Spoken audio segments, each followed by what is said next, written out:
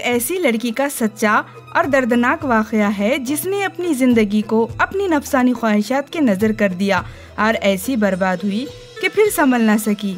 अजीज बहनों, अस्सलाम वालेकुम वरहमतुल्लाहि वबरकातुहू। तो चलिए कुकिंग के साथ साथ हमारी इस आज की सच्ची आप बीती की तरफ।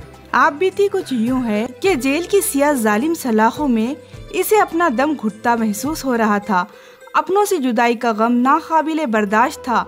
वो दिन रात पछतावे के आंसू बहाती, मगर बेसुध गुजरा वक्त कभी उसके हाथ न आ सकता था, बल्कि पर्दे स्क्रीन की मानिंद उसके सामने तमाम मनाजिर चलने लगे। कोई भी औरत इसे ताना देती तो यही कहती, कैसी सियाह औरत हो, जरा हया नहीं आई। वो रोती चीखती बिलखती रहती, मगर जेल की ये सलाखें उसकी दर्दनाक जिंदगी और मौत की जगह बन चुकी थी। वो अपने माँ बाप की एकलौती बेटी थी। माँ बाप बहुत ही गरीब थे। बाप मजदूरी करके जो भी कमाता उससे 2 वक्त की रूखी सूखी रोटी खाई जाती। इसके चचाजाद भाई से उसका रिश्ता तय था, मगर वो इस रिश्ते को नापसंद करती थी। उसको शुरू से ही अमीरजादों की बीवी बनने का शौक था। अपनी गरीबी से बहुत परेशान थी। जब जवान हुई तो उसके ख्वाहिशात और बढ़ गए।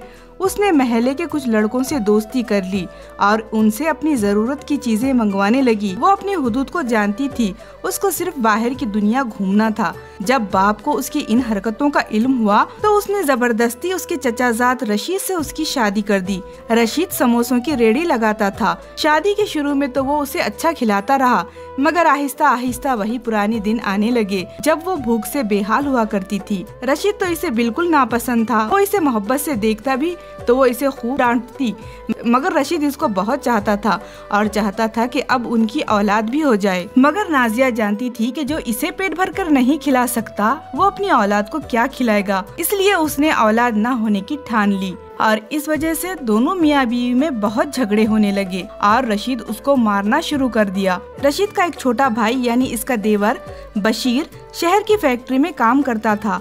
वो इनके घर आता और इसे शहर के किस्से सुनाता तो नाजिया का भी दिल चाहता कि वो भी शहर जाए, इसके पास ढेरों पैसा हो, वो वहाँ घूमे फिरे और अपने मर्जी के मुताबिक जिंदगी गुजारे। इन्हीं सोचों में रहते रहते उसके दिमाग ने एक साजिश रची और उसका मोहरा बना रशीद का भाई बशीर। वो बशीर को अपने जाल में फंसाया और उसको ये बताया कि तुम्हारा भाई मुझ पर बहुत जुल्म करता है और मैं उसके जुल्म से तंग आ गई। इस तरह उसने बशीर को अपनी जाल में फंसाया और उसके साथ मिलकर अपने शौहर का कत्ल कर दिया। जब पुलिस आई तो इसने सारा इल्जाम अपने देवर के सर डाल दिया और कहा कि इसकी नीयत खराब हो गई थी और इसी ने अपने भाई को मेरे लिए कत्ल कर डाला। पुलिस ने बशीर को गिरफ्तार कर लिया और इस तरह नाजिया अपने चाल में कामयाब हो गई। अब इसने अपने शौहर का और अपने देवर का सारा सामान घर जेवर बेचकर अपना गांव छोड़ शहर जा बसी, जहां बसने की वो ख्वाहिश रखती थी, जहां वो अपनी मर्जी की जिंदगी गुजार सकती थी। शहर आकर वो नए कामों में मुलव्विस हो गई।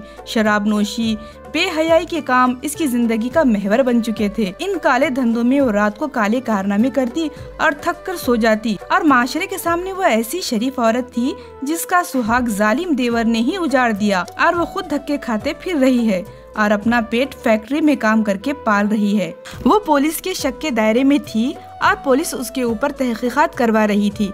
जब पुलिस को पता चला कि कसूरवार नाजिया है तो उन्होंने बशीर को छोड़ दिया। पुलिस ने उरिया कपड़ों में मलबूस मशहूर क्लब में नाचती गाती नाजिया को गिरफ्तार कर लिया। उसे अपनी गिरफ्तारी पर शदीद गम व गुस्सा था। वो जानती थी कि उसका ये राज कभी कोई नहीं जान पाएगा, मगर फिर भी इसकी गिरफ्तारी ने साबित कर दिया था कि पुलिस आखिर पुलिस है। लेडीज इंस्पेक्टर ने उसे खूब पीटा। वो बार बार उसके जुर्म की दास्तान पूछ रही थी, मगर नाजिया थी कि बस रोनी सूरत बनाकर यही कहती कि मैंने कुछ नहीं किया। रोज उसे खूब मार पड़ती। आखिर जिस्म के जख्मों की खातिर तंग आकर उसने हकीकत आश्कार कर दी और बताया कि मैंने ही अपने देवर को वरगलाया था कि वो मेरे शौहर को कत्ल कर डाले, क्योंकि मैं आज़ादी चाहती थी, आज़ाद घूमना फिरना चाहती थी। मुझे कैद की जिंदगी पसंद नहीं थी। मैं ये गुर्बत वाली जिंदगी से तंग आ गई थी, इसलिए मैंने अपने देवर को अपने जाल में फांसा और उसको वरगला कर अपने भाई को कत्ल करने पर मजबूर कर डाला।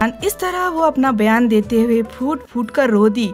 लेडी पुलिस ने बयान लिखने के बाद नाजिया से कहा, अब पछताने का क्या फायदा? जब तुम्हें अल्लाह ने इज्जत की जिंदगी दी तो तुमने कदर न की और ये सोचा कि दुनिया को धोखा दे सकोगी, मगर तुम भूल गई कि असल ताकत अल्लाह की है। मुजरिम चाहे कितना ही चालाक क्यों न हो, वो अपना जुर्म कभी नहीं छुपा सकता और सच सबके सामने आश्कार हो जाता है। तो ये थी नाजिया की सच्ची आपबीती। ये कहानी आज की लड़कियों के लिए बहुत ही नसीहत वाली है, जो आज़ादी चाहती हैं, अल्लाह के कायम किए हुए हुदूद का एहतराम नहीं करती।